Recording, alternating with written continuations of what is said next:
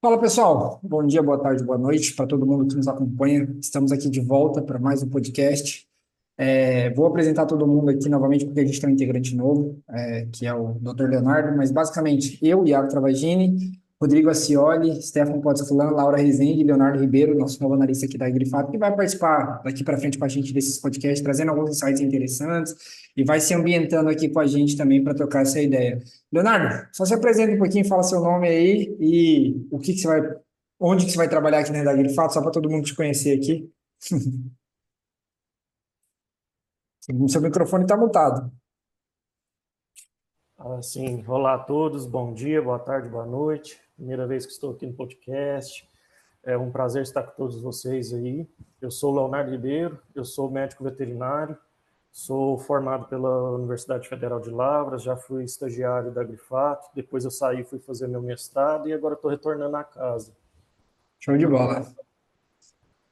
Show de, É, show- Pode falar, Leonardo, sim, fica tranquilo, fica à vontade. é a primeira vez aqui que eu estou aqui, estou um pouco nervoso, como se diz, a minha inauguração no podcast, mas estou aí para debater, tirar algumas dúvidas que o pessoal venha a ter. Show de bola, show de bola. Esse aqui é um bate-papo, né? A gente gosta de dar um ambiente um pouco mais descontraído, então fica à vontade, a Laurinha, o Stefano, o Rodrigo também, às vezes a gente vai debatendo sobre alguns pontos aqui, mas é isso. Caminhando já para o conteúdo, acho que para a gente falar um pouquinho sobre o que aconteceu nessa semana, ainda mais acho que os principais pontos aí que me chamaram a atenção, principalmente no mercado internacional, né? Acho que a Laurinha vai trazer um pouco sobre o debate do que tem acontecido no mercado físico brasileiro, as movimentações de bolsa. Mas olhando para o mercado internacional, eu gosto de ressaltar dois pontos que me chamaram a atenção essa semana. O primeiro deles, que eu acho que não tem como a gente esquecer, né? Porque a gente, na verdade, até soltou um vídeo sobre isso no começo do mês de abril, lá no Instagram da Grifato. A gente comentou sobre os casos de gripe aviária em animais leiteiros nos Estados Unidos, que tinha começado a acontecer, ainda estava um movimento ali que parecia incipiente, que ainda estava ganhando volume e força. A gente tem acompanhado desde então e o número de casos tem aumentado dia sim, dia não nos Estados Unidos. Hoje, já são 33 casos confirmados de gripe aviária em vacas leiteiras nos Estados Unidos, sendo que só no mês de abril até agora, né, até o dia 19, 20 de abril, já foram confirmados 23. No mês de março, quando começou de fato esse espalhamento, digamos assim, pelo rebanho leiteiro norte-americano, no mês de março foram 10 casos, e agora a gente acumula 23 no mês de abril. Então já chama a atenção como a doença tem se espalhado, a gripe aviária tem se espalhado em vacas leiteiras nos Estados Unidos, ainda são poucos animais, não é um espalhamento generalizado, mas chama a atenção. Eu lembro que no vídeo que eu gravei lá em abril de 2024, desculpa, no dia 5 de abril de 2024, o USDA ainda não tinha como confirmar que havia a proliferação da doença entre rebanhos, né, entre um gado e outro. E hoje já é possível confirmar que um animal passou para outro, uma vaca leiteira passou para outra vaca leiteira, ou seja, já é possível confirmar que teve esse espalhamento da doença entre vacas leiteiras, que não era o caso lá atrás. E ainda não se sabe explicar exatamente por onde que essa rota de transmissão aconteceu entre vacas leiteiras, mas já é possível confirmar. Inclusive, já tem alguns estudos apontando que é possível que o gado leiteiro passe para algumas granjas comerciais de frango por uma rota também desconhecida. Ou seja, a gente já tem casos de gripe aviária em vaca leiteira, confirmando que a doença pode se espalhar, talvez, pelo rebanho, né, entre vacas, e, inclusive, a doença pode saltar de uma vaca leiteira para um frango de granja. Daí a gente já parte para outro ponto, tá? Que os casos de gripe, de animais infectados pela gripe aviária em rebanhos comerciais lá nos Estados Unidos durante esse mês de abril cresceu bastante, né? Principalmente em granjas comerciais. Se no mês de março uma granja comercial tinha sido afetada nos Estados Unidos, já no mês de abril já foram 9, com um total de animais infectados, né, de aves afetadas, de 8,67 milhões de aves, o que é o maior valor já de 2024. Então, chama a atenção como a doença, historicamente, ela tem esse primeiro quadrimestre, esse primeiro semestre, como uma doença que se espalha mais no hemisfério norte, mas chama a atenção como ela voltou, de fato, a assombrar um pouco os Estados Unidos do ponto de vista de espalhamento da doença. E um ponto interessante, né, que eu gosto sempre de ressaltar. Olha, olhando para o histórico, não é um nível absurdo, tá? Se a gente volta lá em 2022, quando os Estados Unidos sofreu muito com a doença, os Estados Unidos bateu 50 milhões de casos. Então, o volume de animais infectados ainda é pequeno, ele vai, de certa forma, ser muito observado agora, mas a doença, o que chamou a atenção e o que tem levado à consideração aí de maneira geral, é que a doença ela é capaz de se espalhar por vacas leiteiras e provavelmente também sobre o rebanho comercial pecuário de corte, o que ainda não, a gente ainda não viu nos Estados Unidos, mas pode acontecer sim. Então já vou deixar de antemão aqui que provavelmente a gente vai ver casos de animais de corte nos Estados Unidos talvez sendo afetado pela gripe aviária. O nível de preocupação cresceu durante esse ano de 2024, né, principalmente agora nesses últimos 30 dias, mas ainda é uma parte pequena do rebanho leiteiro norte-americano, não, e até o próprio SGI deixou claro isso, ainda não vai impactar na produção norte-americana de leite, mas vale a atenção aí para o que pode acontecer nesses próximos meses, dependendo do nível de proliferação dessa doença dentro do rebanho leiteiro norte-americano. Então me chamou muito a atenção, acho que só para trazer aí um pouco de elucidação sobre esse caso aí de gripe aviária em rebanho leiteiro norte-americano, tá? E aí, passando para um outro ponto, a gente discute um pouco disso aí, eu vou deixar até para quando ela vem falar sobre preço, né? A gente discute sobre o possível impacto disso sobre preços no Brasil, que era um questionamento aí que a gente tem visto, mas eu vou deixar um pouquinho mais para frente. Eu vou também comentar sobre os números de exportação dessa última semana, né? Que foram extremamente fortes e provavelmente, se tudo correr da maneira como a gente espera, a gente vai ter um recorde de exportação para o Brasil, né? De carne bovina in natura exportada durante o mês de abril de 2024. Até agora, né, até a terceira semana, nos 15 primeiros dias úteis de abril 24, foram 155 mil toneladas exportadas, o que já é um valor grande. Mas ainda restam, né, 7 dias para o fim do mês. E levando isso em consideração, mesmo conjecturando uma queda muito grande nas exportações semanais, né, que a gente exporte muito menos do que a gente exportou durante essas 3 primeiras semanas, a probabilidade de que a gente bata um recorde de exportação em abril 24 é muito grande. Ou seja, todo aquele reforço que a gente já vem falando sobre as grandes quantidades exportadas, que aí podem ser justificadas pelos preços baixos, ela tem se sustentado e provavelmente a gente fecha abril de 2024 não só com um recorde para o mês de abril, mas um recorde histórico, com mais de 203, 204 mil toneladas exportadas durante esse mês de abril, reforçando justamente esse sentimento de que tem muita carne aqui, a gente consegue colocar essa carne lá fora a um preço relativamente barato, e, obviamente, a gente consegue aí dar vazão para essa carne sem impactar tanto assim no volume aqui que a gente exporta. Enfim, acho que é um dado interessante que tem chamado a atenção pela quantidade que a gente tem exportado semana após semana. E aí, eu já vou partindo para a parte de precificação, né, Laurinha? A gente pode discutir um pouco sobre o que aconteceu no mercado físico essa semana, algumas discussões que a gente tem tido internamente aqui sobre preço. Inclusive, a gente soltou um relatório de recomendação de estratégia de comercialização na sexta-feira, pegando um bom momento ali, pelo menos na minha visão, sobre o mercado. A gente ficou um tempo sem soltar, achamos que era um momento, e aí a gente divulgou esse relatório. Então, Laurinha, a bola está contigo. O que você manda para a gente aí dessa semana do mercado físico? Obrigada, Iago. Boa tarde aí, bom dia a todos. Bom, eu estou sentindo assim um climinha um pouco diferente no mercado em relação ao que a gente tem tido nas últimas 2 semanas aí, pelo menos. A gente veio aí de 3 semanas consecutivas de valorização, se a gente pega a média de preços, principalmente do nosso indicador aqui da Grifato, até o próprio CPEA também, né? Tem apontado isso. O mercado realmente mais firme no físico. E quando a gente olha para a bolsa, essa firmeza ela tem se destacado até muito mais, né, do que o próprio físico. A gente até comenta isso aqui internamente, né? A valorização que a bolsa chegou a passar, né, nos últimos 30 dias, vamos colocar assim. Então, se a gente pega, ó, um mês atrás, dia 20 de março, para agora, nós chegamos a ver, né, na última semana, uma valorização aí de um boi que saiu lá do dia 20 de março de 223 e ele atingiu os 237. Então, uma valorização significativa em um período relativamente curto. E a gente não observou essa valorização aí de mais de R$ 10 ocorrer também no físico. Então, a gente estava vendo um físico bem mais segurado assim desse ímpeto, né, de alta.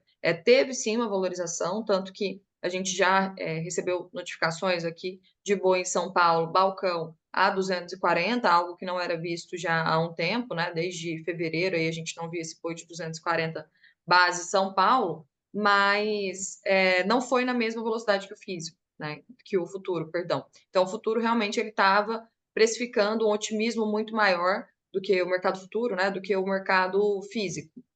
Então, isso é um ponto, né? E agora, essa semana, a gente começou no mercado futuro com um movimento um pouco mais negativo, tanto para o boi quanto para o dólar.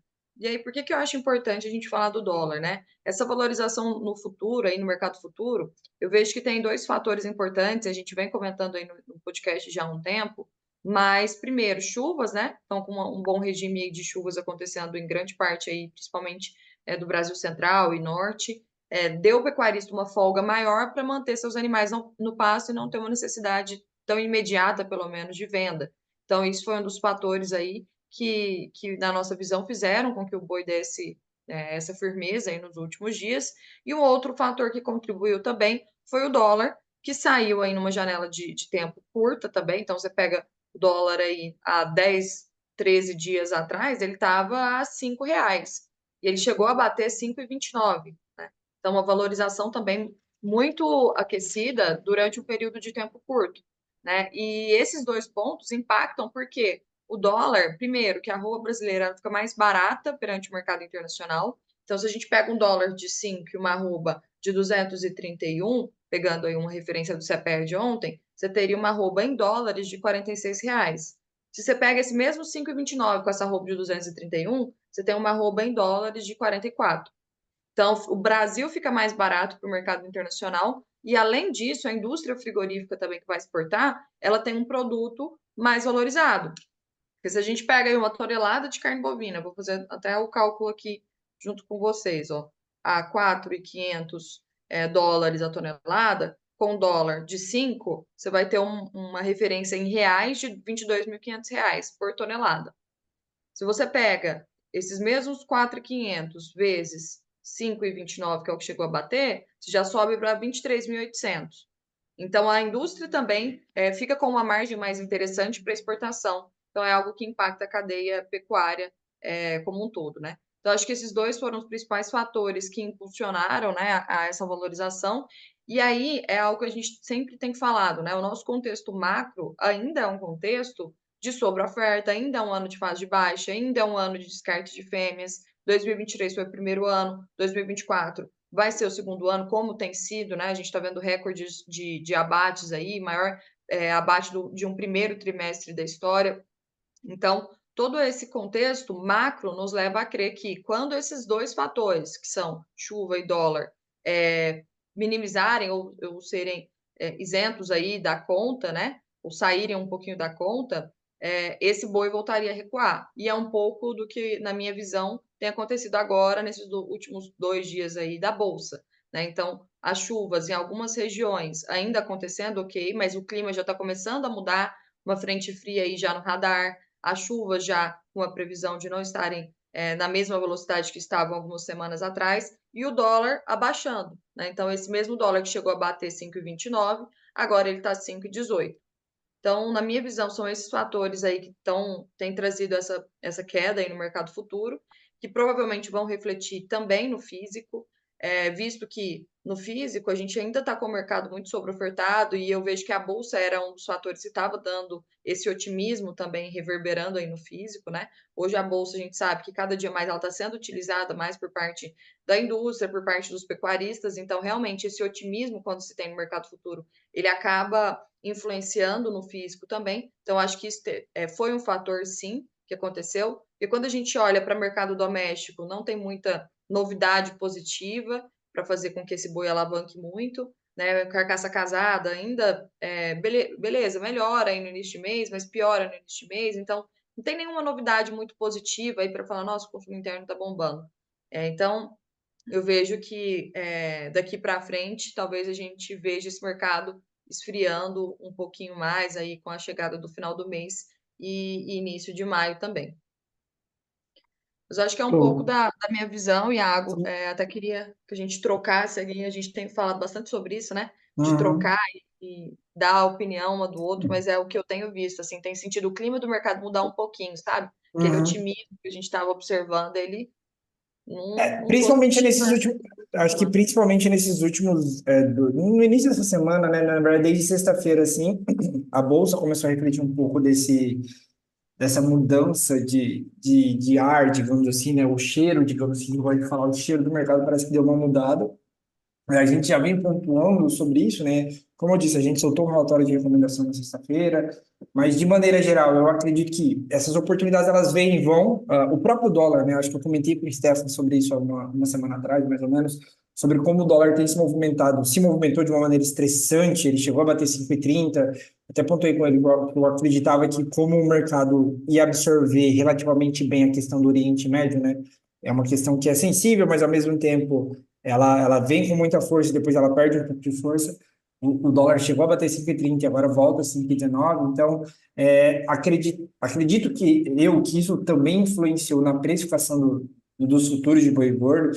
Acho que todo o contexto trouxe a gente para aquele preço ali de 237, 238 no contrato maio, e que a gente agora perde um pouco de força. Um ponto que eu já venho comentando há tempo é como o mercado físico teve dificuldade pelo menos para acelerar no mesmo ritmo que o mercado futuro. A gente já vinha pontuando aí sobre como o mercado físico ele estava de fato um pouco melhor do que ele vinha ali no final de março, mas o nível de aceleração para encostar nos 237 até o final de maio era o que chamava a atenção que ele deveria vir mais intenso. Mas é um ponto que a gente vai ter que, acho que observar nos próximos dias. O mercado em si, ele continua relativamente firme, assim, você não vê uma pressão negativa se formando por enquanto, a ponto de ocorrer uma forte desvalorização do mercado físico, mas o nível de valorização para chegar naqueles valores propostos na B3 teria que ser mais intenso, digamos assim, considerando que o mês de abril já vai acabar, né? Faltam 5 dias úteis. Então, esse era um ponto que me chamava a atenção dessa perspectiva. E aí, até para trazer o assunto que a gente falou, né, sobre gripe aviária, gado leiteiro norte-americano, por enquanto, nem o próprio STI acha que isso vai impactar na verdade, na produção, né, na oferta de leite dos Estados Unidos. Isso pode vir a impactar no preço do boi gordo no Brasil, talvez nos próximos 3 meses, daqui 3 meses, pode. Mas, por enquanto, nem o próprio USDA, falando do mercado norte-americano de leite, ou seja, nem de carne, acha que isso não vai ter impacto, tá? Então, acho que é um ponto aqui que a gente tem que ressaltar nesse momento.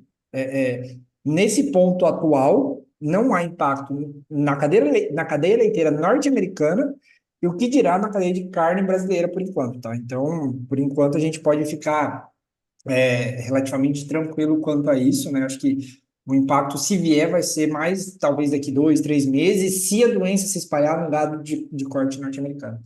Mas, enfim, eu acho que esses são alguns pontos. Eu, particularmente, estou vendo um mercado que, na Bolsa, teve essas quedas nos últimos dias aí na precificação do boi gordo na B3. Isso me chama a atenção e levanta aquele ponto que a gente discutiu durante os relatórios do fato pecuário, durante o relatório de recomendação, sobre o comportamento do preço de abril para frente, que não é dos melhores, assim, né? A gente normalmente historicamente, olhando os últimos 15 anos, não vê o preço se movimentar para cima a partir de abril. Pode acontecer, pode, mas é sempre bom ter prudência na hora de avaliar isso. Eu acho que é isso. Acho que já vou chamar o Stefan e o Rodrigo para poderem contribuir com a parte de grãos aí. Stefan, você pode ficar à vontade, a bola está contigo. Bom, pessoal, bom dia, boa tarde, boa noite. Como a Laura ressaltou e o Iago colocou também a questão do clima, né? A gente vem monitorando aqui para o Brasil, diariamente tem no nosso relatório e também toda semana aí a gente solta um relatório na terça-feira trazendo algumas questões relacionadas a clima e a gente começa a olhar, né, se já essas previsões aí indicando uma tendência de clima mais seco que é natural para essa época do ano. A gente começa a ver a entrada de uma frente fria ali para a virada do mês de, de maio, né? Ali entre o dia 1º e o dia 5 de maio tem alguma indicação de algumas chuvas, mas ela não indica tanta força para entrar em todas as regiões do Centro-Oeste, talvez alguma coisa mais localizada em áreas do Paraná, sul do Mato Grosso do Sul, né, algumas regiões aí que vai ter que tem alguma indicação de chuvas no radar, mas depois a gente acaba olhando que esse clima seco agora tende a predominar, né? A gente está passando aí por essa perda de força de El Niño, virando para uma transição de neutralidade. Isso ainda, essa previsão ela ainda é positiva para milho segunda safra, principalmente Mato Grosso do Sul e Paraná, que foi onde teve mais irregularidades, mais uma condição que recentemente foi ali, de certa forma, minimizada por bons volumes, mas ainda assim, esses estados dependem de chuvas, tanto quanto Minas, estado de São Paulo, para trazer uma percepção melhor sobre a produção nacional em 2024. Já Mato Grosso, Goiás, o restante aí do centro-norte do país, a gente já vê que esse clima mais seco e as chuvas minguando também não vão trazer mais tanta diferença em relação às previsões. Uma condição aí que vem sendo colocada relativamente satisfatória. E a B3 vem nessas últimas, vem desde a semana passada, né? A gente até foi bem incisivo, refletindo esse cenário de oferta para o milho segunda safra que tá bem consolidado a nível Brasil, uma produção relativamente satisfatória, principalmente pelo mês de março e início do mês de abril, que foi ali de chuvas até acima do normal para algumas regiões produtoras. Então, tudo isso acaba amenizando, né, o nosso cenário de oferta aqui no Brasil, trazendo uma condição relativamente excelente, mas a gente vê que a alta do dólar, né, o clima nos Estados Unidos, que daqui para frente, né, o plantio lá já iniciado, tende a trazer alguns momentos aí de mais volatilidade. A gente está com a Argentina também colhendo a safra, uma situação relativamente mais tranquila de oferta, só que a gente tem que também olhar que chuva na Argentina tem atrapalhado o desempenho ali, o avanço da colheita. E tudo isso deixa o quê? O mercado vai olhar para quem tem milho mais barato e milho mais disponível. Esse é basicamente o contexto aí da situação de milho. E quando a gente olha para a B3, né, tá sim interessante para quem precisa comprar para fazer seguro de alta aí, seja principalmente para o segundo semestre, para quem não for aí, tiver capitalizado para fazer todas as aquisições na safrinha, como é comum o mercado de forma geral fazer, então você acaba gerando ali, às vezes até nessa situação em particular desse ano, talvez até um movimento que você amenize algumas quedas de precificação do milho, né? A gente vê que algumas regiões sim, o preço está se acomodando pela proximidade aí da colheita, pela oferta que é confortável no mercado doméstico, mas é um ano em que a produção de soja e a produção de milho é menor que ano passado, 20 a 25 milhões de toneladas, e temos uma folga logística, né? A gente viu também para a soja aí, o mercado olhando particularmente cenário norte-americano, esse avanço de colheita na Argentina, o clima acaba influenciando, né, da mesma forma para o milho, acaba influenciando para a soja. A gente está ali perto de 15 a 20% de colheita na Argentina, tanto para a soja quanto para o milho, então é um ritmo mais lento por conta desse cenário climático, e isso vem dando, né, alguma sustentação, principalmente para os derivados. E a gente coloca também que a situação dos derivados acaba tendo uma influência de petróleo, né, pela questão do conflito no Oriente Médio, que de alguma forma está amenizado, né, não tivemos novas indicações aí de escalada nesses conflitos. A mesma questão, a situação da Rússia e da Ucrânia acaba trazendo alguma interferência sobre petróleo. E a gente olha também para o plantio nos Estados Unidos, né, que vem com uma condição climática se desenvolvendo de forma satisfatória e coloca, né, um peso extra aí sobre Chicago, tanto para a soja quanto para o milho. O único ponto em relação ao milho é a situação do trigo na Europa, na Rússia, na Ucrânia. São regiões importantes. A Rússia é o principal player de produção de trigo, o maior produtor mundial e o maior exportador, seguido da União Europeia. A Ucrânia também está entre os 5 maiores produtores e uma participação expressiva no mercado mundial. mas olhando exclusivamente Europa, União Europeia e Ucrânia, o fator climático vem trazendo aí alguns movimentos de valorização expressiva para o trigo nas bolsas internacionais, seja lá na Europa, seja nos Estados Unidos, em Chicago, e isso de alguma forma acaba interferindo no milho e, consequentemente, em outras commodities. Então, a gente acaba vendo que para o milho na B3 é importante, né, olhar esse momento, que a gente já vem ressaltando aí há 2, 3 semanas, até antes a gente vem colocando essas questões de risco em relação ao milho no Brasil, e também voltando o mercado olhando basicamente Estados Unidos daqui para frente, né? Tem sim uma vertente baixista, né, para Chicago de forma geral, mas os fatores aí de atenção sempre estão na mesa, principalmente o clima, que é aí o que acaba trazendo maior volatilidade aos preços. E aí queria passar para o Rodrigo para dar uma destacada aí nos movimentos das bolsas. Bom, vamos lá, Stefan. Bom dia, boa tarde, boa noite a todos que nos acompanham. Em termos de precificação, até o encerramento da última sexta-feira, iniciando por Chicago aqui, os futuros de soja eles contabilizaram a 5ª semana consecutiva de queda na CBOT, com um reporte em linha a esse movimento, né, o reporte do CFTC que a gente acompanha e traz nos nossos relatórios, que saiu também na última sexta-feira. Para o grão de soja foi um dado bem relevante, pois os fundos de investimentos eles voltaram a elevar bastante a exposição líquida vendida em futuros e opções de soja. Eu até acabei de ver esse dado, que é o terceiro maior saldo vendido de toda a história, né? O recorde vendido foi batido esse ano, né? Em início de março, cerca de 170 mil contratos, somando futuros e opções. E o dado que o CFTC trouxe, né, que é como se, a grosso modo, como se fosse a nossa CVM aqui no Brasil, esse reporte que sai toda sexta-feira, o dado que ele trouxe foi de um saldo vendido de 167.875 contratos. Então, uma exposição vendida bem relevante aí por parte dos fundos, né, nos futuros e opções do grão de soja na CBOT. Agora na tela, né, a gente já está analisando a série julho, tanto para o milho quanto para a soja, para as commodities agrícolas em geral em Chicago. Já é o contrato mais líquido por lá. Soja julho negociando na tela 11,76 dólares o bushel, agora 10,40 da manhã. Teve um movimento de recuperação, né, agora analisando o gráfico diário na última sexta-feira e no dia de ontem. Mas se a gente olha o contexto, né, de tendência aqui, o viés é de baixa em diferentes prazos operacionais. Hoje, inclusive, já testou um indicador de tendência que a gente acompanha, né, que é a média móvel aritmética de 20 períodos. Então, esse é o cenário, né, um viés mais baixista para o grão.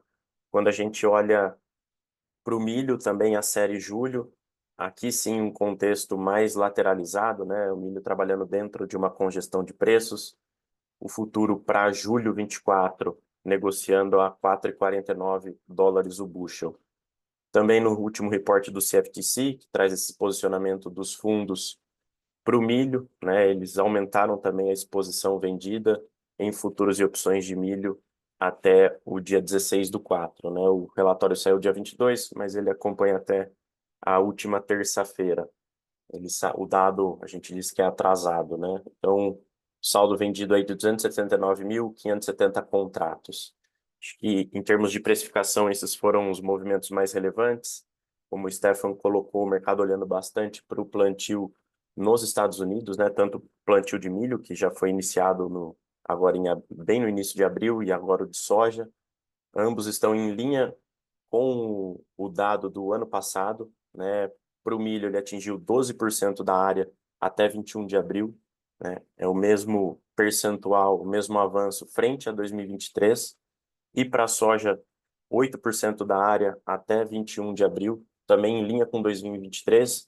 E tanto o milho quanto a soja estão acima aí da média dos últimos 5 anos. Então, o mercado olhando bastante para esse avanço do plantio e condições de clima por lá, né, até os próximos meses. Trazendo para B3, aqui o milho mais lateralizado, né, similar ao contexto que a gente tem em Chicago, mas aqui na B3 próximo a importantes mínimas que foram atingidas, né? Se a gente observa o contrato maio, que ainda tem bastante negociação aqui na B3, ele só vence no 15º dia útil, né? Aliás, no dia 15 do mês que vem.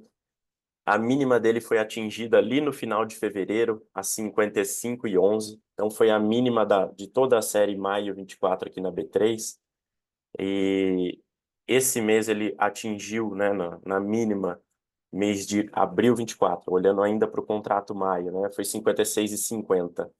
E se a gente observa ao longo dos últimos dias, ele não teve muita liquidez, né, muitas negociações e também não teve muita oscilação. Se a gente observa no gráfico de preços, né, os candles bem pequenos e negociando a R$ 57,73 a saca, abaixo do indicador, né, do indicador físico do milho CPEA Campinas, que baliza esses contratos em bolsa.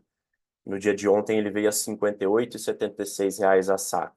Então aí os futuros lateralizados, um cenário ainda de acomodação. Pegando o gancho, né, esse indicador base Campinas que veio a 58,76, ele apresentou uma leve queda no comparativo com a segunda-feira passada, né, que foi de 59,70 no dia 15.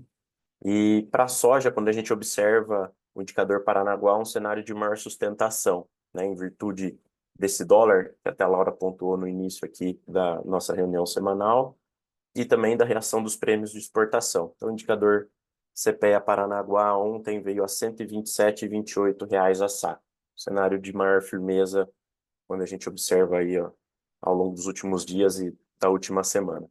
Acho que esse é o principal ponto. Só comentar do boi futuro, né, para maio ainda, que é o mais líquido, marcou um topo no gráfico diário, né, então a máxima dele foi atingida ali em 17/4 na semana passada, 237,95, então é o patamar que a gente olha um teto agora, né, a primeira resistência que a gente vê aí para o maio, a gente vem alertando isso, como o Iago colocou, acho que foi no Time, né, saiu o relatório de recomendação na sexta, e nos calls de abertura a gente vem também pontuando alguns patamares técnicos relevantes, né? Então, para baixo aí, caso o mercado siga recuando, o patamar pode ter uma sustentação nos 233,90, nesta região, muita atenção.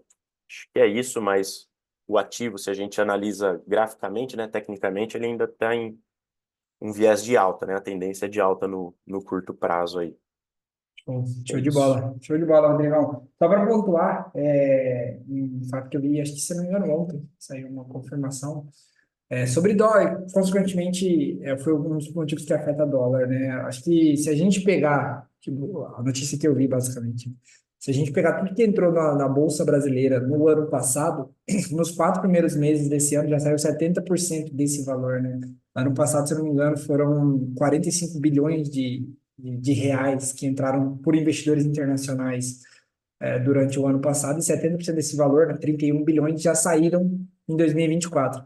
E uma das motivações, e provavelmente das justificativas do porquê o dólar teve esse desempenho nos últimos dias, né?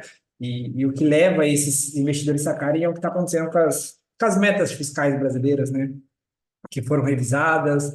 Então, se já foi revisado uma vez, acho que o receio do investidor internacional é justamente com que se revise outra vez de maneira negativa, né? E as revisões nunca são positivas, são sempre negativas. Então, o mercado está, e principalmente os investidores internacionais, estão pesando essa questão aí do maior endividamento público brasileiro. E aí, consequentemente, a gente tem um dólar mais pressionado. E pelo que a gente tem visto, né? Acho que vale ressaltar que o sentimento não é dos melhores, né? Acho que vai mudar para melhor agora, olhando esses últimos dias. Mas é isso. Tem mais algum comentário, pessoal? Beleza. Então, eu agradeço mais uma vez, Rodrigo, Stefan, Laura, Leonardo. A gente fica por aqui e mais uma vez, obrigado a todo mundo que nos escuta. Valeu, pessoal. Até semana que vem. Obrigada, turma. Boa semana. Pessoal. Valeu, pessoal. Boa semana.